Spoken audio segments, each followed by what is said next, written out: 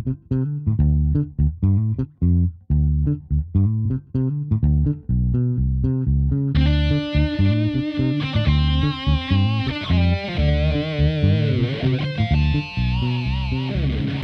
and welcome to Leave a Light On podcast, a show that looks to tackle the everyday struggles in our everyday lives. It's time to shed some light on it.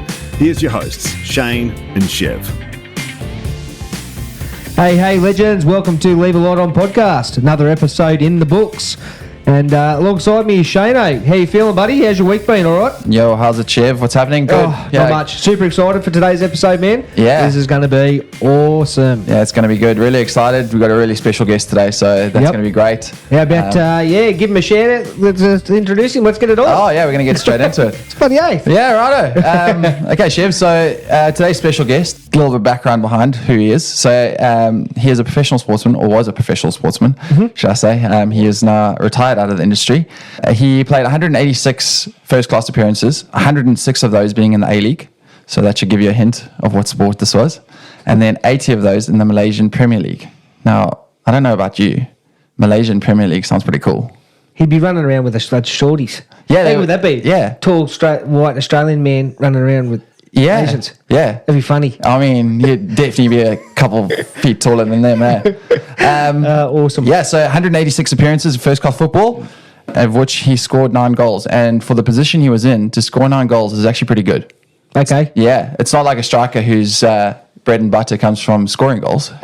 His bread and butter actually came from stopping goals. Okay, well, I was talking to him before off air, and I was saying I'm not a massive football guy. Yeah. Unfortunately. I think you will be after this stuff. I hope so. So, I've already given him heaps about being, a part of the clubs he's been. Yeah, because you think you're so good. So without further ado, Let the games begin. welcome Mr. Taylor Regan. Thanks for having Welcome. me, guys. Woo! That's Awesome. me, by the way, guys. I knew all that was going to be shared. I didn't know the part about the tall guy running around with the leg. We Throwing that in out of left field, but wing it, Taylor. We Yeah. just wing it here. It also doesn't mean much coming from one of the shortest human beings. I'm pretty sure most of those he's referring to are taller than him. But anyway, That's awesome. So welcome, Taylor. Cool. thanks for having me, guys. Excited to be here. Yeah, we'll give you the. That guy gets into See, it. old mate gets Yeah. into it. He's had a few. Yeah, Good at that. yeah, Well done, so guys. good. Good crowd member. Taylor, obviously you always still call you Regs. Those of you who know you quite well, I've known you for probably best on a year now. Yep. Which has been good. I've had a little bit to do with you. And when we started this podcast about a while ago, you were probably one of the first people that I had on my mind to really get on you. You've got a really cool story, a really interesting background for me, and probably one of the most genuine guys I know. On the football field, so it's a real honour to have you on here. So thanks for coming on. And You're probably one of the only ones that actually talks to me off the field based on the way I act on the field. So, that's the thing. I appreciate mean, that, mate. I don't know if you would know much about this, Chev, but when you're on a football field, I think all manners and kind of politeness go out the window. But then especially myself, unfortunately. But I try. well, let's also mention this. You coming with a bit of a knock from a game that you got into last night. So your nose is across my face a little bit.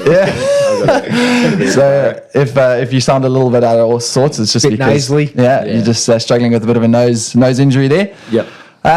So welcome to the podcast. It's a real honour to have you on, like I've said, and we're really excited. First of all, congratulations on an outstanding career. 186 appearances is nothing to be frowned upon. That's huge. It's massive. So It's not congrats. always easy in my position because as a defender or a centre back, you don't come off the bench, right? Yeah. So if you don't start, you don't play, Yeah. generally speaking. Whereas a striker or a front third sort of player, they might get 186 starts, but they'll also have 150 off the bench. So they double the stats. Yeah. So it is a lot of games. Yeah. And I didn't debut till I was about 21 or so. So I was a bit older than your generic professional footballer in this day and age. I will say soccer because Chev. I'm known to call. About it. Football might be the Sydney Swans to Chev. No, I'm a Collingwood fan. Okay. Yeah. Even worse. Yeah, well, like you said, obviously debuted at 21, but your football career started before that. You joined the Jets Academy for what was their first year as having their junior academy, and that was in 2008. Yeah. Look, coming through the football system in Newcastle, you know, it's a bit different now in this day and age. It's a lot more expensive now than it was when I was coming through. But I grew up playing in your rep teams and coming through. Back then, before it was a Newcastle Jets, it was called Newcastle Breakers and then Newcastle United. So I was a part of all of those youth teams, I guess you could say, from the age of sort of 11, 12. And then the A-League stopped, or the NSL back then stopped when I was about 15. And I went straight back to senior football. I actually debuted at Zuri, where I am now, at the age of 15.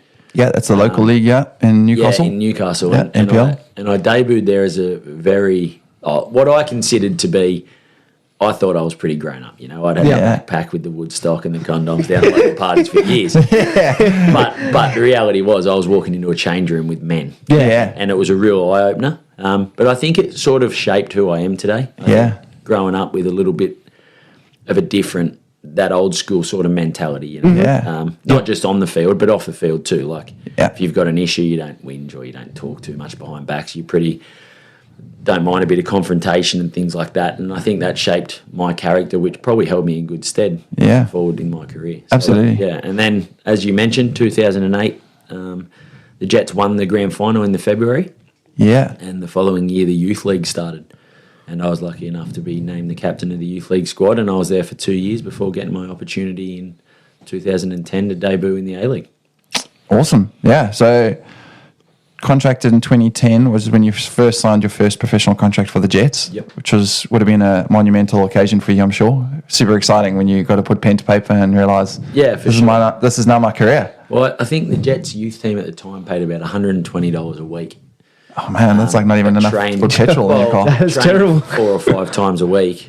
So it's hard to hold a full-time job. A lot of the boys were sort of, you know, finishing school. They were that sort of age. But I was working at a building supplies company, Saddington's. Oh, yeah. In Broadmeadow there. Yeah. I used to lift concrete in the back of tradies' utes from 5 a.m. in the morning till about 2. I'd go home, have a nap, and then off to youth team training. So when I got the option to sign my first professional contract, the work boots were out. You said, see you later, Saddingtons. But again, like, it's character building, right? You realise how much you want it. Yep. Yeah. Day and age, we see a few people handed things on silver platters. And I think you appreciate it more when you have to really work for it. Yeah, absolutely. And like you say, 2008 and then going into 2010, 2 years of that, kind of like you say, slugging it out. And at any stage during that, did you kind of say, I don't know if I want to carry on doing this? No, because probably because there was people around me that I knew that I could, well, in my mind, I thought I was better than, that were getting opportunities. So I knew if I persevered, that it was only a matter of time. But it probably was my last sort of real opportunity. I remember Craig Deans was the youth team coach at the time. And he was a big advocate of me, and he was pushing me to the first team as much as possible. But the first team coach at the time was like, I don't know. And I had to do pre-season with them. So threw all my eggs in the basket, and lucky enough, I didn't have to throw the toys out of the basket. Beauty. I'm sure you did every now and again. Still do. No, it was good. So that's awesome. So 2010 signed your first contract, debuted in October of that 2010 season. Yep. And played your first game against Brisbane Roar, which was pretty special, I would have thought. Obviously, 1-1 draw in that game. Yep. So I didn't get the win, but all reports from what I've heard seem to have a pretty solid cracker game for your first one. It was a funny one. It was when Brisbane Roar were the top of the tree. They were the best team in the league, and they were beating everyone. And I got thrown in. Nikolai Topor-Stanley got injured, and I played beside a guy called Lubo Milicevic. Now, Lubo, if you want to get someone on a podcast, get Lubo on. Okay. He would be the most controversial personality in football in the last 15, 20 years. Yeah. But a proper legend. Just a great guy. He's been through hell and back. Okay. And you can find his name all over social media. He's been through depression. He's lived a life. He's played abroad. But he's this 30-year-old centre-back, played for the Socceroos, top, probably still to this day, one of the best defenders I've played with. And I'll never forget the coach saying, look, Taylor's debut. Just look after him. And he's like, yeah, he'll be right. And I remember turning around about 10 minutes. I'm like, where the fuck is Lubo? And he was just playing right wing. Yeah. The coach is screaming at him, but he was just that personality. He didn't care. He was doing what I wanted. So we drew 1-1, which was a good result for us. And yeah, I played quite well. So that kind of, you fail that first test and maybe you don't get another chance. So it was a big one and it was good. And at that stage, obviously signing your first contract, was that only for 1 year that you had signed that contract? Yeah, it was a 1 year contract. I think I might have played about 10 or 12 games in that first season after that. I went on a little run of playing games, and I think by about the 5th or 6th game, I'd almost got a new 2-year deal put in front of me, which was pretty rewarding because in that industry, in football, in sport, it's very subject to performance. And it's very rare that you get, your future sorted straight away. So that first one probably hurt me in the years to come where it didn't get sorted so quick. Yeah. But to have that security at home, living with mum and dad, everything, under the one roof, it was good. Yeah, well, I definitely want to delve into that a little bit more. Like you say, just that pressure of like job security in essence. Yeah. But obviously you carried on playing at Jets for got on 5 years by the looks of it, 6 years almost. And in 2015, we were rewarded with the fact that you were made captain of that season. Yeah, by default. By default, yeah. Yeah. Look, we had ups and downs through that period. Yeah. Change of owners, money issues. It seems like it's still going that way. Yeah. Well, it looks like it might have been settled for now, so let's fingers crossed. Yeah, 2015, we had a really good squad on paper. We had a coach come in from Adelaide. He was an English guy, and we signed all these players, and it was like, we're going to be great. And it just didn't click. For whatever reason, I don't like to throw daggers at people, but for whatever reason, it didn't work. And the playing group at the time decided to kind of revolt against the coach. Now, I wasn't privy. We lost 7-0 in Adelaide. Okay. I wasn't on the trip. Unfortunately, my mother-in-law was in a coma. So I didn't travel with the squad. Instead, I stayed back. After we lost 7-0, the players had a meeting. They then approached the coach as a senior group of 5, approached the coach to leave the club. We believe we're rock bottom. We have a good enough team to do it. You've not listened to what we think we need to do. The coach turned around and said, no worries, I'll speak to the owner and see. The owner said, 7-0 isn't just a reflection of the coach. The playing group has to take responsibility. You're staying. Those 5 players can leave. Oh, wow. So they sacked the 5 players. So who was number 6? Me. So I got given the armband. And this was probably the hardest period of my life because I was a 24, 25-year-old boy in my hometown, naive to the fact that the whole world was outside of the bubble. I was in Newcastle. I could go into a pub and everyone knew Taylor Regan. I thought I was great. Reality was I wasn't. But also I wasn't ready for, what was around the corner. Not so much the pressure of leading because there was no pressure. We were on the bottom. We'd lost 7-0. There was no pressure but to go up. Our squad was kids. Give the kids a go. Blah, blah, blah. Yeah. But it was those 5 players are your teammates. They're your mates. You idolise them. They're senior figures. They've gone into bat for what the whole squad believed to be the right thing, and they're fallen on the sword, right? But what ensued that was just difficult because my mother-in-law then passed away. I was given the armband, which meant I kind of had to be around training. I had to be in team meetings. So I wasn't necessarily there for her. But then on the flip side of that, I'm getting this backlash off pretty much just 1, maybe 2 of those 5 boys saying, how dare you take the armband? Yeah, right. Say you don't want it. Decline it. And in my head, I was like, a part of that was true. Yeah. They stood up for us, but the reality was, contractually, we had no grounds to not play. Yeah. Someone had to be the captain. We had to play. Yeah. We couldn't, you couldn't walk off a job site and say tools down. It would be in breach of our contract. And as a Newcastle boy, you want to play for your hometown. Yeah. So I was at a crossroads, like, what do I do? What do I do? And that hurt me pressure wise. You know, and those couple of individuals that did that, and they know who they were, because I was still and still am a bit of a hothead. And when one of the wives sent a message to my wife, not knowing that the mother-in-law had passed away, Taylor Regan jumps in the car and jumps the front fence and trying to get in the front door. So, but you know, Remind me never to ever miss your. No. But yeah, it was Don't upset him. It was just one of those times where it was a weird time. It was, you know, the thrill of being a leader, the downfall of, you know, knowing that your peers or some of your peers don't actually agree with it. It was just a weird time, and it all came to a head because the reality was we actually didn't play too bad with that young squad. We did all right, but the coach, in the end, kind of knifed me somewhat, and my contract ended at the end of that year. I had a 3-year deal. Oh, wow. I'd agreed to terms. I just hadn't signed it, and it was coming, it's coming, and then last minute it didn't arrive. Oh, man. So I was now due to get married in 5 weeks. I had no contract. Mother-in-law had just passed away, and I did nothing. I didn't touch a ball for about 6 months. I boxed. Okay. I did some I did a charity boxing fight. I just fought. I was as fit as I've ever been, but I hadn't touched a ball. And then Malaysia popped up, and it was the best thing for me. In hindsight, that whole period probably shaped me to be heaps stronger. And come through it.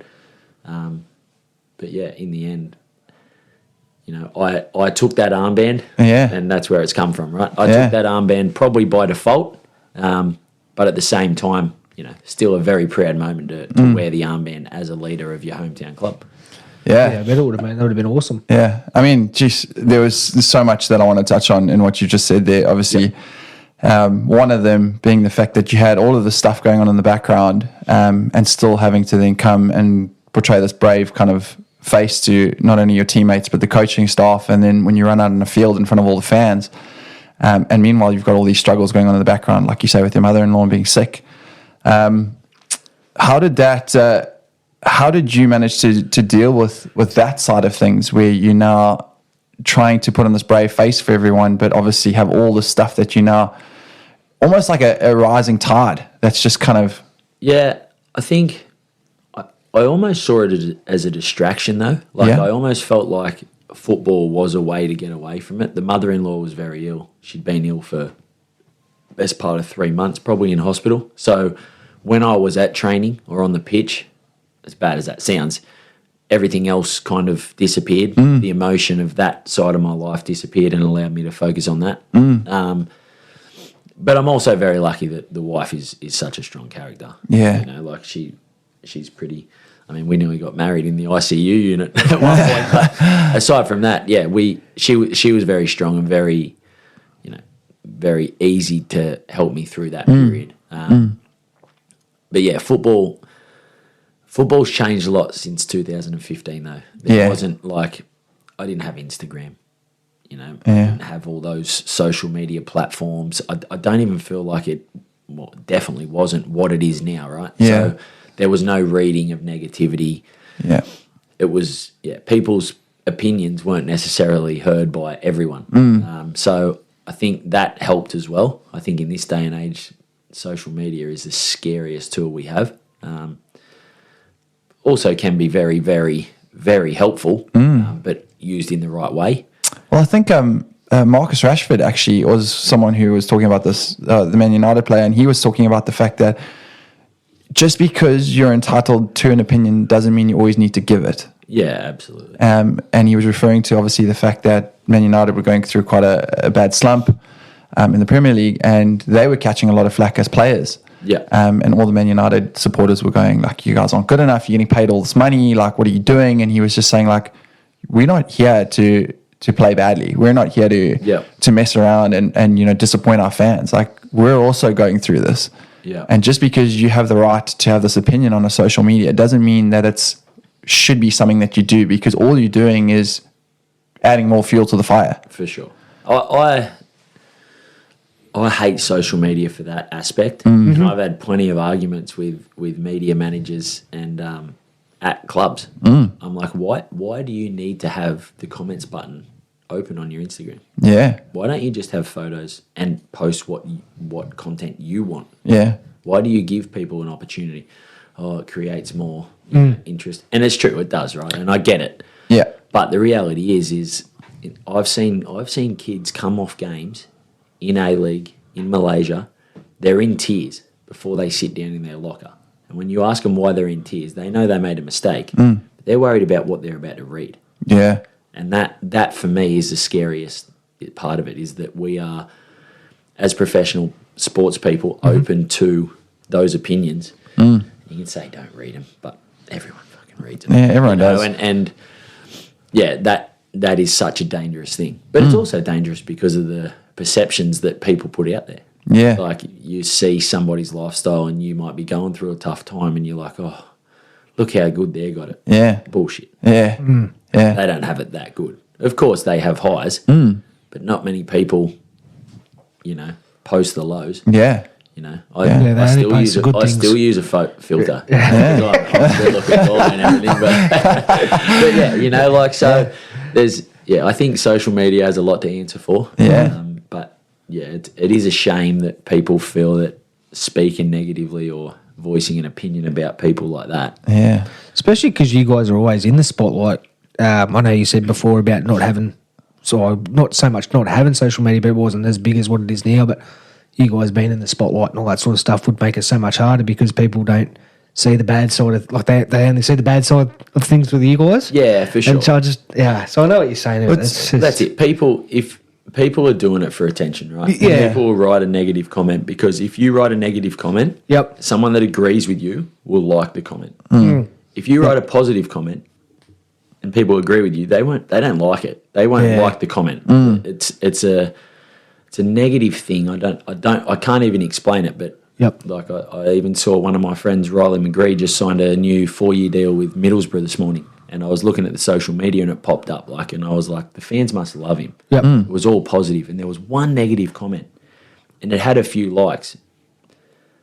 But then I clicked on the guy's bio, and it said positive vibes only. But he had written a negative comment about someone signing a contract, and it was like doesn't add up. Playing at, mate. Yeah. But again, I remember another bit off topic, but a few of my mates, all my mates, to be honest, growing up, they're all league players. Yeah. They all play local footy. They've come through the night system. Bit rough. I won't say names because I remember sitting on the hill or standing on the hill having a beer. We'd played on the Friday night and we won. And on the Sunday morning, we had recovery Saturday, blah, blah, blah. Sunday was off. I was having a few beers on the hill watching South Newcastle Rugby League play against West. And there was a guy, I was standing with my brother and 3 other mates, and there was a guy standing in front of us, and my brother said, that guy hammers you online. And I said, what? And he goes, he fucking smashes you. Every game, he blames, you're the reason why they lose. And I'm like, really? And he's like, yeah. And I was having a drink. I'm thinking, fuck, I don't say anything. Just let it go. Anyway, we'd won, so we just played good. So I don't know if anything was written, whatever, but he's turned around at one point and recognised that it was me. And he's like, oh, he come in. He's like, hey, mate, good game on Friday night. And I'm in my head, I'm like, oh, thanks, mate. He's like, and he introduced himself. I don't even know what his name was. And he's like, who are you here watching? And so I just rattled off my 2 best mates who are both well-known, good league players, but more so physical guys. Yeah. And he was like, oh, you're friends with them, are you? I was like, yeah. And then my brother chimes in. He goes, oh, you're not writing anything negative this week, mate. And the bloke's face must have been, and I was like, oh, you're that guy. And then, straight away, no, I just say it I just try to stir people up. And I was just backpedaling. But that is classic, right? Yeah. Sit behind your screen. What do they say? Keyboard warriors. Yeah. Keyboard warriors. Yeah. But it was all the time. He went from 6'2" to about 4'3" real quick. Real quick. Yeah. It was good. Oh man. Yeah. Oh, that's awesome. I love the way you put that though. It's easy to like a negative comment, but it's sometimes it's hard for people to jump on the bandwagon and just bring a bit of positivity. Yeah, for sure. And it's easy when the team's winning, hey? Oh, but it's really hard for fans to support them. Especially if everyone when has, if everyone has a bad day. Everyone has a bad day, and then you got flack for it. Yeah. Yeah, You know what I mean? You know, no one goes out there with the intention to play bad. No, that's exactly right. Exactly. And just one other thing I wanted to ask you there. Obviously, you spoke about at the end of that season, you started fighting, boxing in specific. Yep. Was that due to anything other than the fact that obviously you were keeping fit? Did you feel like it was an outlet for you to release maybe some anger that you had towards the fact that now this deal hadn't come out, the 3-year deal that you were working on, and that now obviously knifed you in the back and you didn't have anything? Do you reckon there was a bit of anger that you were holding on to there and you needed that release? Yeah, maybe. I think I've always enjoyed boxing. Yeah. And my best mate that also shared a passion in boxing was at this gym fighting. And when I had nothing to do, do I go back to the NPL once you're back? It's hard to go again. What do I do? Contract came to go to Brisbane. The money was shit. I would have earned more. Back to Saddington's. All those sorts of things. And then I just started boxing with a mate for a bit of fitness. And before I knew it, I could do it okay. I wouldn't say I could fight, but I was throwing punches every morning of the week. And it just became a healthy addiction, I guess. But of course, like there was days where I'm hitting the bag, but thinking about football. So then hitting the bag harder. Did you always know that you wanted to get back into it? Yeah, for sure. Yeah. That whole period, I was probably a little bit naive. I was on my honeymoon and offers were coming in, and I had this perception in my head that if you go to Asia, you make $1 million. Yeah. So I was knocking back things that, in hindsight, I ended up accepting a contract in Malaysia. Yeah. For way less than what I'd already knocked back 3 or 4 months earlier. Jeez. So, hindsight's a wonderful thing. But that period again, like married, honeymoon, still allowing the wife to be around family. It was an important period to be somewhat grounded, I think. Yeah, that's awesome. And then I got a phone call actually from a guy. He's from Coffs Harbour, Gary Phillips. Yeah. I'm a professional footballer, come coach. And he's like, I'm going to Malaysia. I want you to come with me. I was like, perfect. And he's like, the money's this. And I'm like, okay. Okay. And he's like, but there's one catch. I'm like, yeah, here we go. And he's like, you have to trial. And I was like, I've got a trial for that sort of money. And wow. Yeah, and I'm like, wow, all right. So I showed up to the airport, Sydney airport, and there was 2 other players on the flight. Oh, wow. One in which was also at Newcastle with me, who was the same position. Okay. And another one from Sydney FC, Joel Kearney, who went on to win the A-League with Perth and things like that. And we flew into Kuala Lumpur. Yeah. We got picked up by an official from the club, and he says, we go now, we see Coach Gary. We go to hotel to see Coach Gary. We get there. There's myself, Sam Galloway, Joel Kearney, and Andrew Naboo. Andrew Naboo's come from Melbourne Victory. He was just a young boy. And the 4 of us are sitting there with the coach, and the coach was like, every club's allowed to have 4 foreigners. And he's like, I want you 4.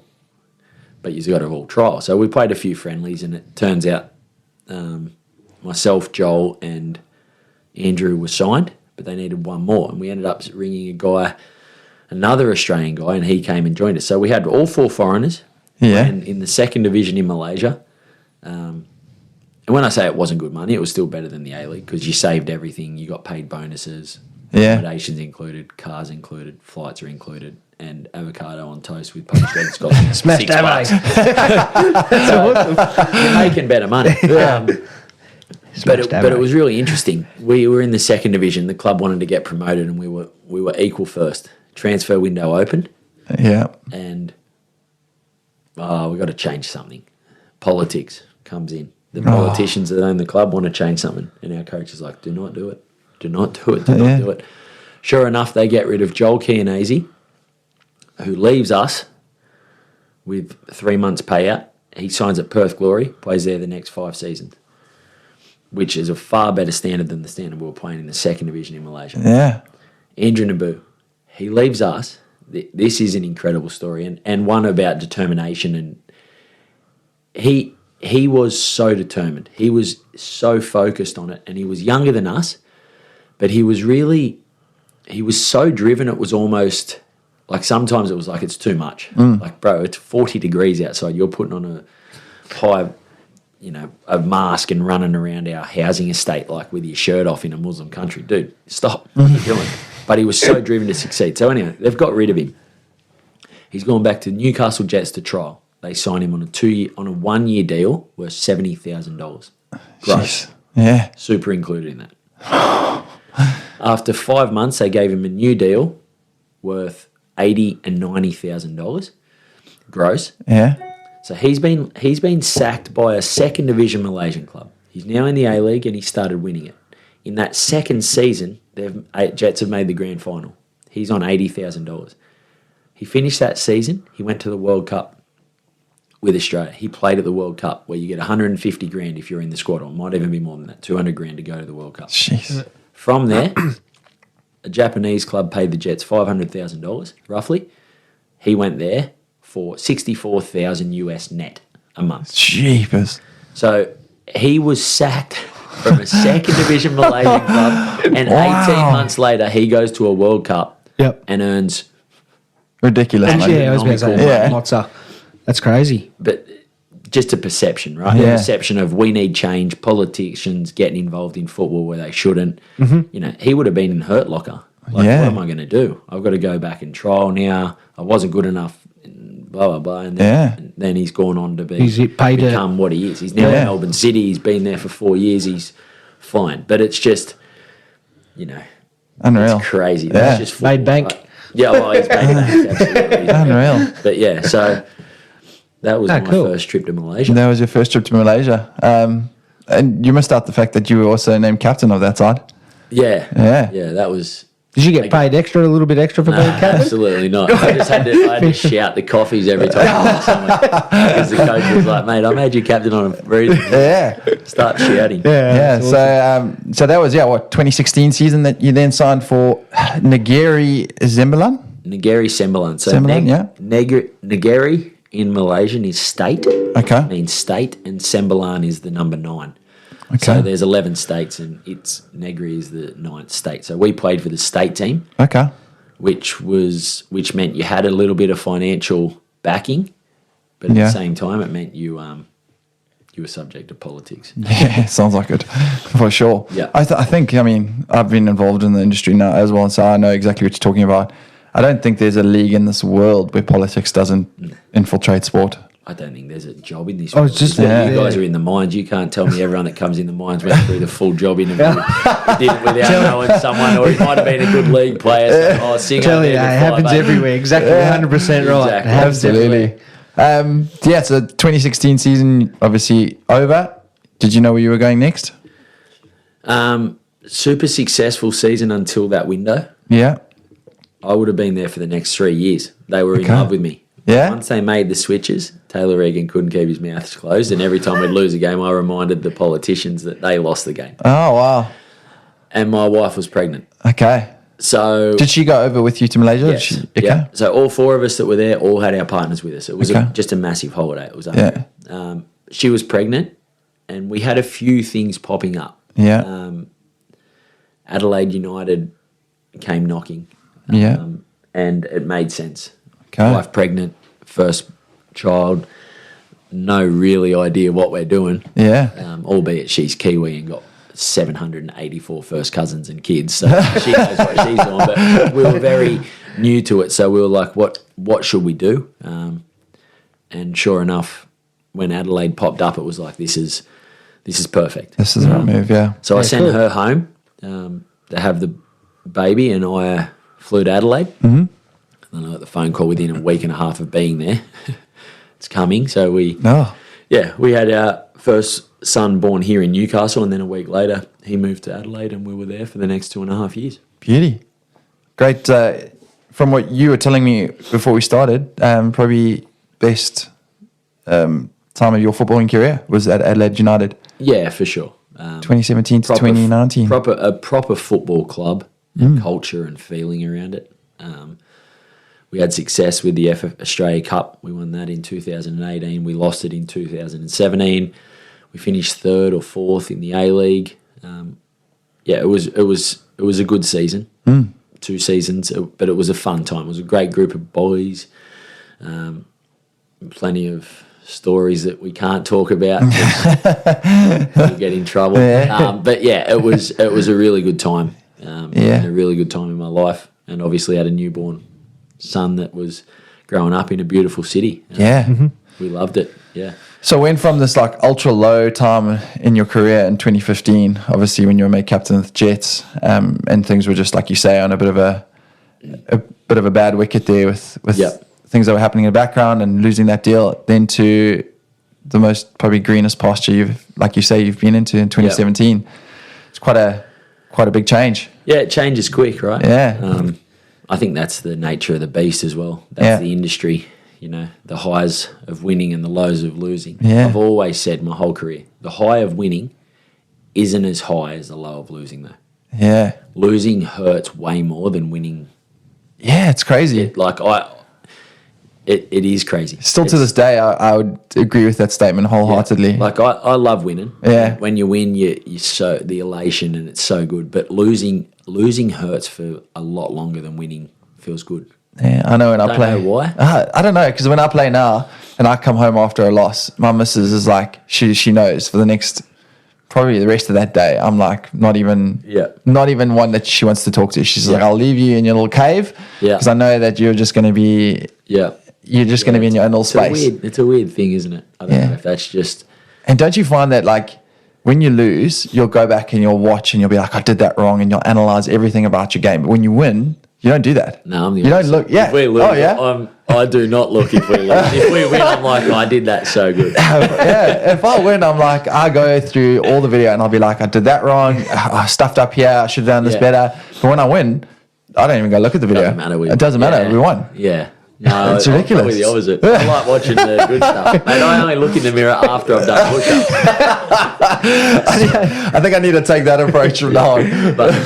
So, that's what I was just going to say. So, because obviously you just play week to week and all that, and you were saying it hurts for so much longer, obviously you'd have to put that in the back of your mind and just be like, push on, wouldn't you? Like, yeah. Because you've obviously got to concentrate on the next week of football. In a professional environment, it's a bit different, right? Because in a professional environment, there's the scrutiny of social media, there's those things, but there's every single day, there's 25 of you in a squad that just lost. So you play on a Saturday night at 8 p.m, at 8 a.m, you're back with that losing group who are still in the same headspace as you. So you have to find a way to pick yourselves up. So it almost compounds it. It almost doubles you. Knowing that fuck, I made that mistake, or he was the one that made. So it's a weird environment. Whereas winning, it's you win at 8 p.m. At 8 a.m. you're still awake. You're still winning. That's awesome. No, I'll never forget the. It's funny. When I went to Adelaide. The coach at the time was a guy called Guillermo Amor. He played more than, I don't know, Shane's a Wikipedia guy, but he played more than 350, 400 games for Barcelona. Played probably more than 50 games for Spain. He was the first graduate to go from the Academy of Barcelona through to be like a captain of Barcelona, whatever. He was a legend. And he was the coach. And he was so laid back and relaxed. He, it was, when you look back now, I'm like, that was so incredible to have somebody of such his stature. And he was so like, tranquilo, everything. Tranquilo, just relax, it's no problem. We had the baby, and after 5 days, my phone rings, the gaffer's ringing me. I'm like, oh shit, I must be in trouble, I've got to get back. I'm like, hey coach, and he's like, Taylor, he's like, how is it going? I'm like, it's good. He's like, hey, it's so good this moment for you. He goes, it's okay, take 3-4 weeks, it's no problem. Like, is this a trick question? I didn't know. I said, nah, I'll be back in a couple of days. It's okay, no problem. I'm like, bro. And then I remember. That had a real sexy accent. He was sexy. I remember we lost one game and he poured us in on the morning after, and he didn't mean to come across this way, but we turned around after it and we just started laughing. He got us in, and he's played for Barcelona, Spain. He's a legend. we're in the A-League. The average salary is probably 180. Yeah. And he goes, and he's like, it's okay. He goes, it's okay. Sometimes in this sport we know arrive. It's okay. He said, but my respect for you is so much, right? Because your salary is like this, and he's putting his fingers and he's like literally looking around the room and like just his hands just wandering across our face, like your salary is like this. And I'm thinking, and we walked out and we're like, how big are that guy's balls? Like, all right, mate, we get it. Like, we're on 200K and you've earned 40 million. Yeah. But it was just, He's probably doing it for free because he's still living off the interest. Yeah, exactly. But it was pretty That's awesome. It sounds like quite a legend. And probably why, obviously, like you say, you had such a successful time there was because obviously having that experience and that guidance and taking a bit of the pressure off. You said, even when you do lose, a lot of times coaches can either compound that by coming down hard on you and being like, this was a terrible performance, like we were shocked, blah, blah, blah. But for him, it was kind of the opposite, to be like, let's take the pressure off. We lose, it's part of the sport, let's move on, pick ourselves and go. For sure. And I guess to a large extent in Australia, we're pretty lucky. There is no real ramifications for losing, right? Yeah. It's not Europe where if you come at the bottom, you're in the next division down. Yeah. It costs your club $40 million. Yeah. It's completely different here. So there's always a way to put things in perspective. But yeah, he was a special human. It was a fun time. Yeah, awesome. Then obviously from going there, you decided to go back to Malaysia. Yeah. Like I said, the money in Malaysia wasn't great, but it was because it was so cheap. Yeah. Adelaide, the money seemed like it was good, but the lifestyle and it's more expensive. It's way more expensive. So we got to a point where I was like, I started to get some interest. I still had a contract for another year. Yep. I started to get some interest to go abroad, back to Malaysia, and not going to a small club this time. It was one of the biggest clubs. They came in, they made an offer, and I was like, holy shit, I got to go. And they said, we're going to watch your game against Wellington Phoenix. And we won 3-0 over in Wellington. Played really well. I was like, yes. I sold the deal. I might even be able to get a bit more out of them. And they're like, we're very impressed. The coach rang me. Very impressed. The agent rang me. Hey, good game, man. They're loving you. Now they're going to get the board to watch you against Brisbane Raw. Oh, no. So we're up 2-0. Playing well. I get a yellow card. No worries, I got a yellow card. Yeah. Stephen Moore comes off the bench for Brisbane. First thing he says when he runs on the pitch, Isaias, our Spanish midfielder, gets a ball and he gives the ball away with a long pass. And this player has just come on and he laughed at him and he's like, you're fucking shit. And I was like, who are you cheeky? But anyway, let it go. Anyway, I've made a foul. This kid who's just come on has run 60 metres and pushed me in the back. And I was like, I can't take this. And I just couldn't get hold of him properly. Yeah. He was just in front of me, but everyone was pulling me away. But I was like, I was close enough to put both thumbs straight in his eye, and I've just ripped his eyes out and got sent off. And I'll never forget, I remember sitting in the shed and I pulled my phone out and the agent's ringing me and I'm like, oh no, what have I done? Anyway, deal's off. Deal's gone. Deal was gone. They pulled off the table. He's a hothead. He's a lunatic. Blah, blah. So then for the next 3 weeks, I'm kicking myself. I lost my spot, obviously. I was suspended. And they got an Iranian, a Korean, and someone else into trial. See, what happens in Asia is you can have 4 or 5 foreign spots. Okay. One must be with an Asian passport, and Australia has an Asian passport in football. Oh, yeah. So they trialled an Iranian. He couldn't speak English. That would have gone down well. And all Malaysians can speak enough. Yeah. They trialled a Korean, same deal. They trialled a few others. So 3 weeks later, the coach has rung me and he's like, are you back in the team? And I was like, I hadn't heard from him since before the game. I'm like, yeah. He goes, man, Taylor, I've trialled everyone. I can't find one I like. Yeah. I want you, but you can't do this again. Yeah. We played, I can't remember who we played. And I played well. We won. And I went in the office the next day. I had in my contract that if I'd played more than 75% of games, my transfer clause was $300,000. Yeah. Which I couldn't do that. The package in Malaysia was a little bit less than that as a package. Yeah. Cut the cake how you want, Taylor. Here's your package. Yeah. if I'd played less than 75% but more than 50%, Yeah.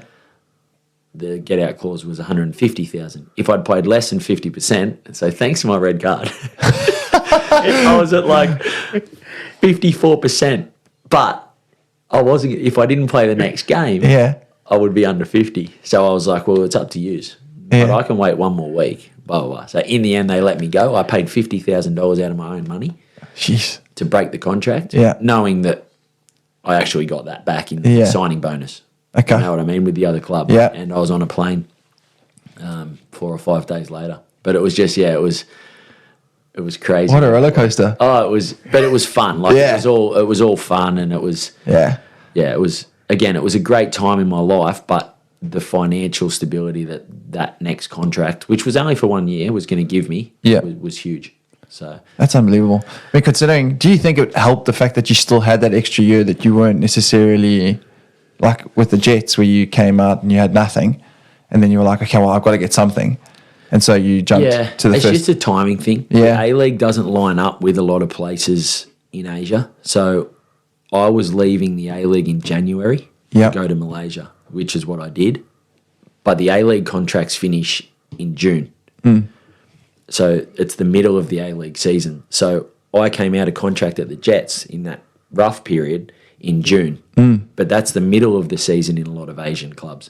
So unless the politics has played a part and they want to change players, there's not really a time to change too many. Whereas in January, the middle of the A-League season, Malaysian clubs are looking. So, Okay. so it worked all right. Okay. But yeah. Nice. It was, I mean, that would have been, and that, so obviously that second stint in Malaysia, you were there at, is it Selangor? Selangor. Selangor? So that was probably not the biggest, but it is. It's the Man United of Of Malaysia. Malaysia. Okay. And then there's a new club called Johor, and they're the Man City. So they've won everything for the last 10 years now, Yeah. but they're so far advanced with facilities, with budgets, with all that. So Yeah. But Selangor is the big club Okay. in Malaysia traditionally. So to join them was massive. Yeah. I'm talking 70,000 people at games. It was just a different world. Yeah. It was Yeah, right. incredible. There's a Unreal. sellout every week type of thing.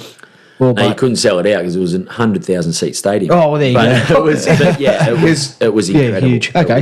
It was really good. I loved it. That's awesome. And ended up playing there for 2 years.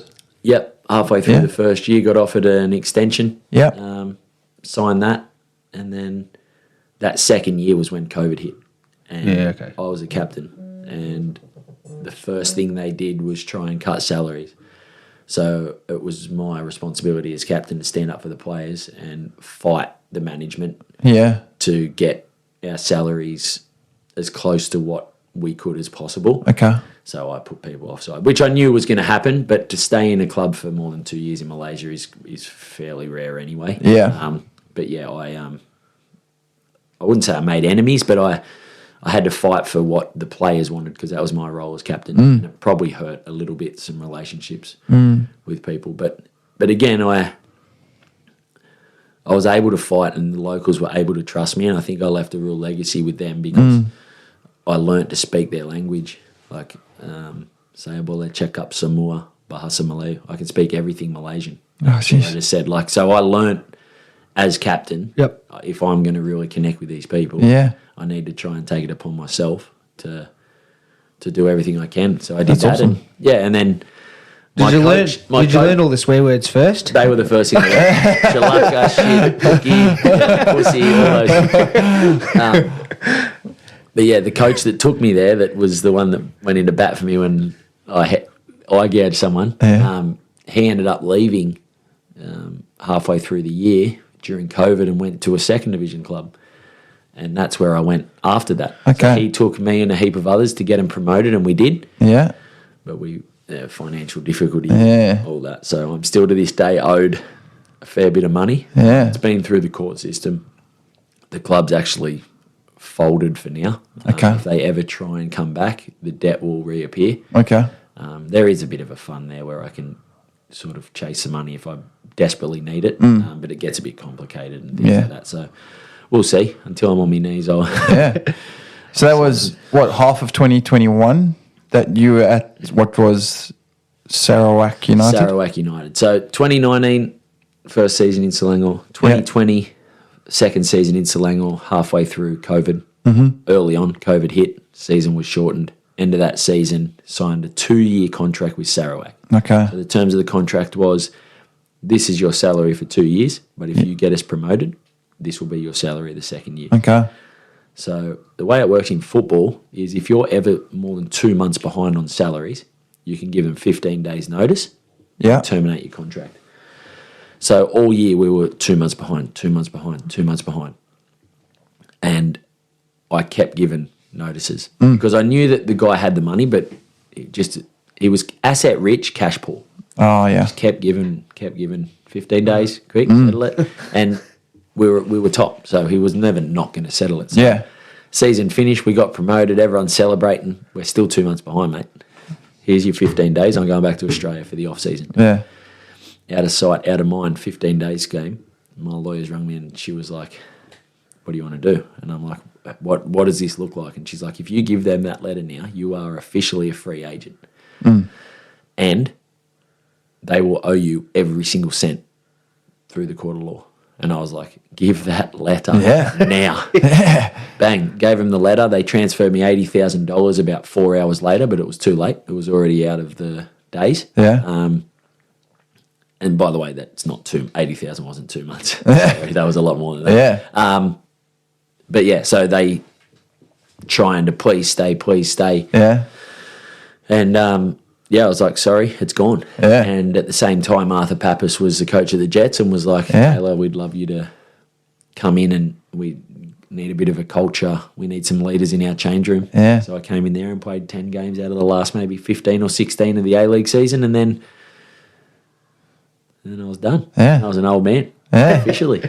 Full circle. Started at the Jets, ended at the Jets. Yep. How did that feel Started for at you? Zuri, finished at Zuri, right? Yeah. Real full circle. Yeah, it was good. It was good. I mean, again, some things in there just didn't smell right from the get-go. Yeah. Unfortunately, the Jets but new owners, they'll be better for it, I think. But yeah, it was good. It was good because we had our second child when we were in Malaysia.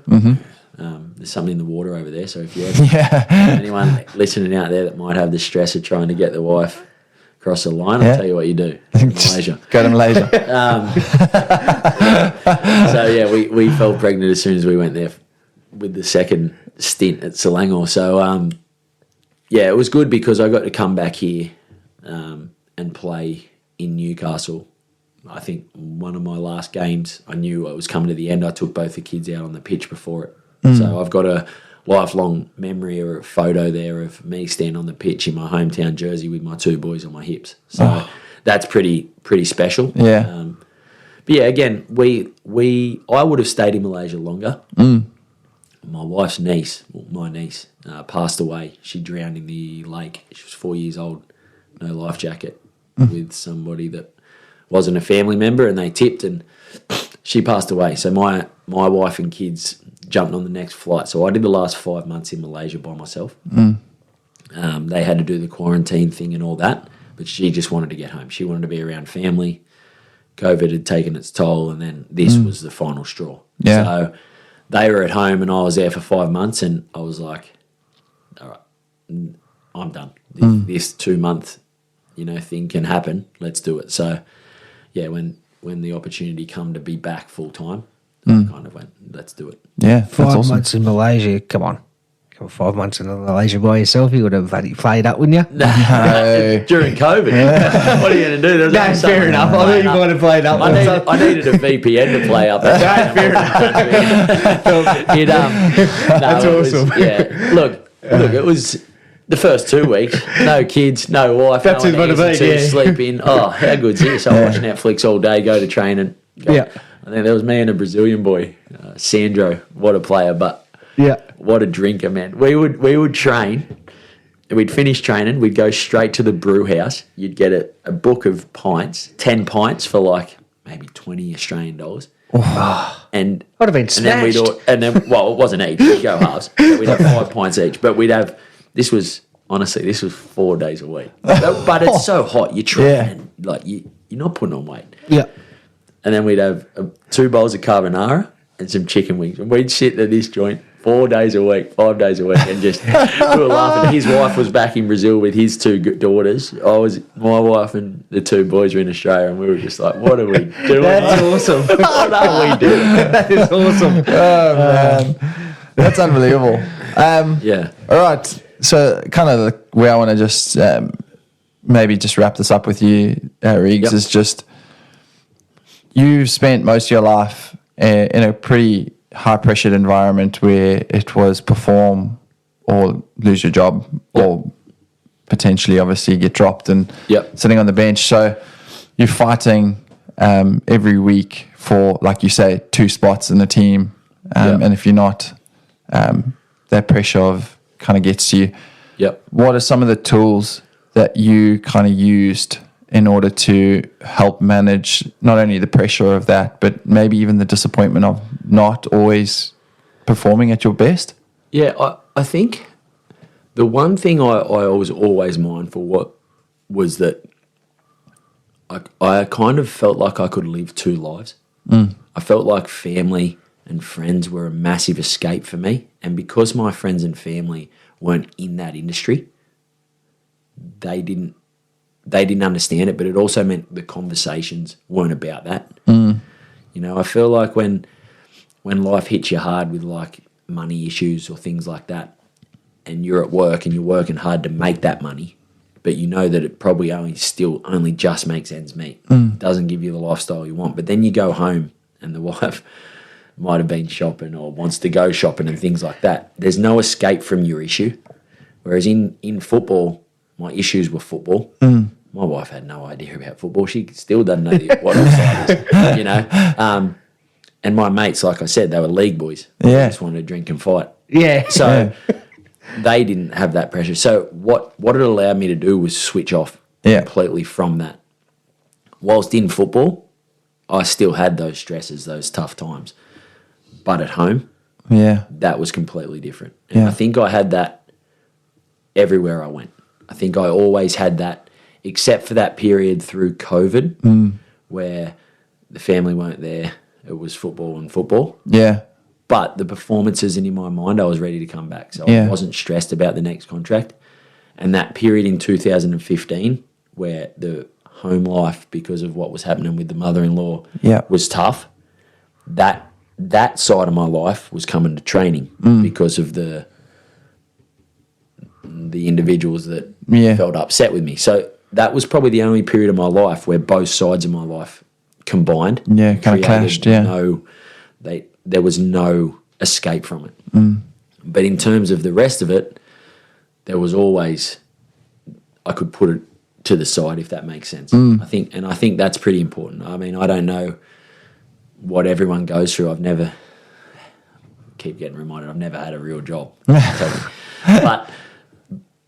But I feel like that's still so important, right? Yeah. And it's not, and my escape wasn't go and drink or, you know, yes, be social, but not turn to the bottle. Yeah.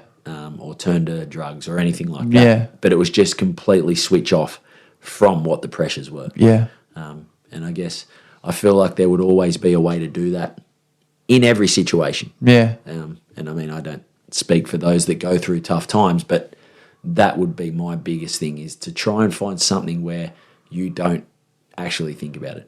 That escape doesn't necessarily have to be fun or anything, but it just has to be completely... Just distracts you. It just distracts your mind. Yeah. Yep. That's awesome.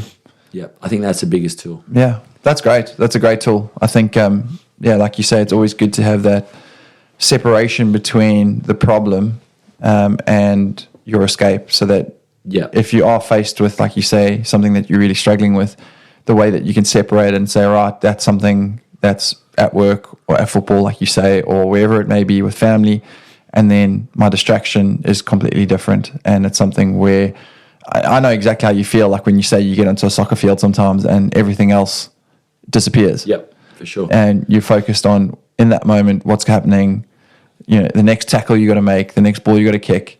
Yeah. And how that really does take the pressure of maybe the things outside of that moment that you're feeling. Absolutely. Yep. So yeah, it's a really, really key thing. I think you've really put it well. That's great. Yep. And then to end off, what does life look like now after football? Obviously, you're retired from professional football. Yep. What does life look like for Taylor Regan now? Oh, it's busy. Yeah. I'm playing, like I play against Shane in the local soccer. I've been doing that for 2 years now, and I enjoy it. Is he any good? Me? No, I'm Shane, terrible. he's all right. Actually, not bad. He tells me he's awesome. Is he? Yeah. Well, no, he's good. He's a fair goalkeeper, and they're a different breed in a You left that part out. Yeah. No, so I do that and then obviously the boys are growing up now. Yeah. They're 7 and 4. Following in Dad's footsteps? Yeah, big time. Yeah. 7-year-old in particular is really good. He's playing under 9s JDL at Azuri and winning every game and really good. I own an academy with 3 other former professionals. One goalkeeper, Ben McNamara, who travelled Europe or lived in England for 14 years. Roy O'Donovan, who's a big name here in Newcastle. And also Daniel McBreen, who's a commentator for the A-League. So the 4 of us own an academy. I also work full-time at Hunter Sports High. Beauty. I coach the soccer program at the sports school. I go in the classroom and mentor some kids, make sure they stay on task, and also look after a few that might be a little hot-headed like a young Mr. Taylor Regan. Yeah, well, I don't I say you got to have a hot head in sport. Well, that's it. Like Johnny McEnroe and John Daly and stuff. You got to have those characters, I reckon. Imagine if everyone said, "Okay, ref." No. Yeah, that's exactly right. How boring. How boring. Yeah, so that's Taylor Regan right now. There's Yeah. a fair bit of scope for my academy to become a big thing. And I just want to give back and build something that, if my son becomes a professional footballer, wow, brilliant. But if he doesn't, and I've built this academy that's a well-oiled machine, maybe he can run the academy for me when I'm older. Or maybe he can be involved. And I set that up. My wife's in the education department. She works at a primary school here in Newcastle. Mate, we're home. We're from Dudley. Yeah. You don't leave our postcode. Once you're in, you're in. We're there. We're set. Yeah, that's awesome. I love the fact that, like you say, you've obviously had a lot of experience and played at the highest level that's offered here. I forgot to mention you were in the Australian under-17 setup when you were younger as well before you signed with the Jets. So you were exposed to that national level as well. Obviously, unfortunate injury didn't allow you to represent them to get an actual cap for them. But the fact that you were involved in that camp was still something that you need long to. Blonde hair, believe it or not. Oh yeah, That was good look. So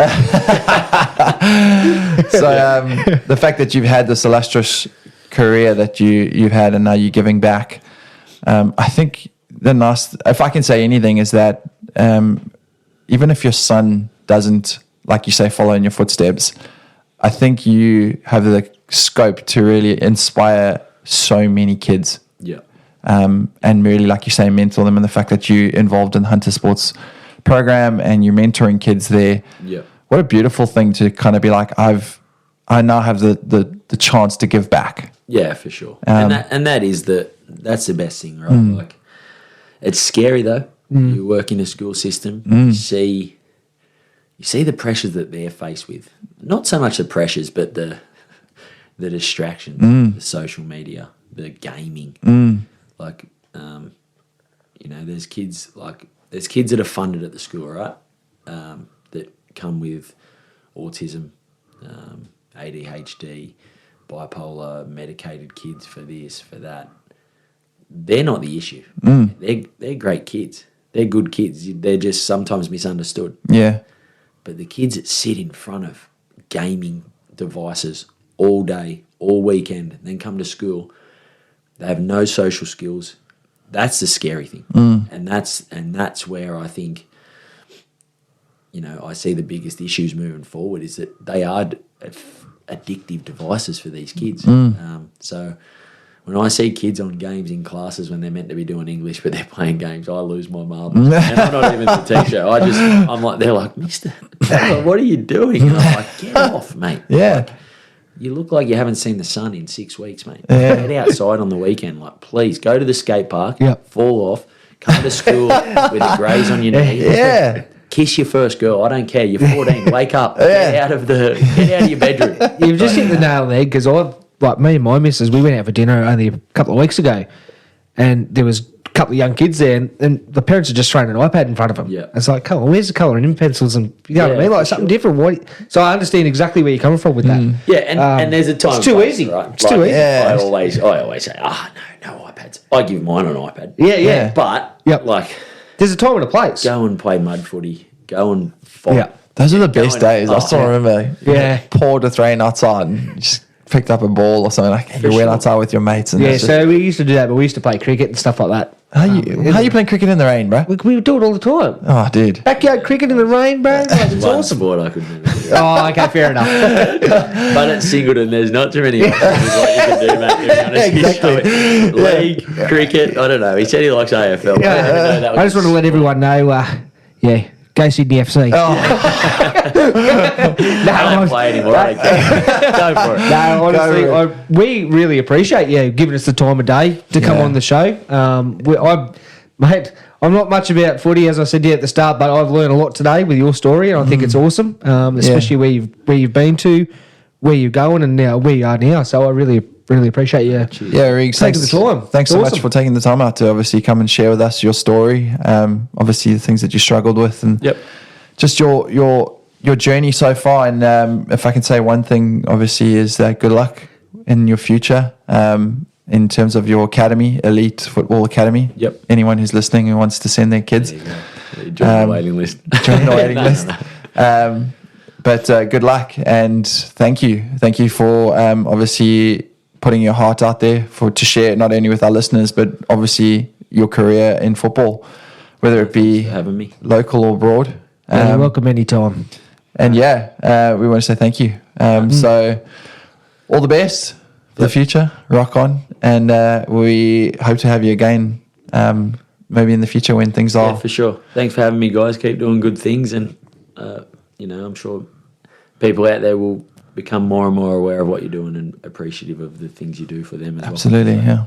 Sweet. Thanks, guys. No, right. Thank you very much. Welcome anytime. That was awesome. Yeah. So, Chev, so to wrap up this episode, it was good. it was good. Yeah, I loved it. thought I it was really great. had a good day. I thought it was great. Yeah. In fact, Mate, I loved it. Taylor Riggs reminded me of a little here we go. outro that I'd love It's to about to give. press a pink button. A pink button, yeah, just for you. It's like this is probably And he if I was says he's going to not describe immature. you. If I was going to describe you in any way, this would be like the theme song I'd have for it. Yeah.